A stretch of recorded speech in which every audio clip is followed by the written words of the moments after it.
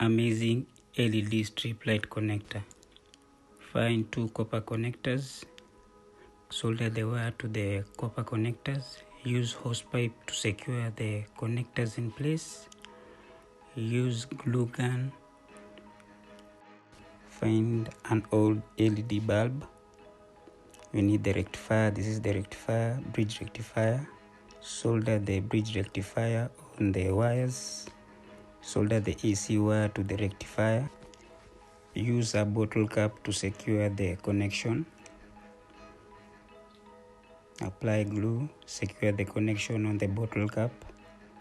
Fill the glue up to the top.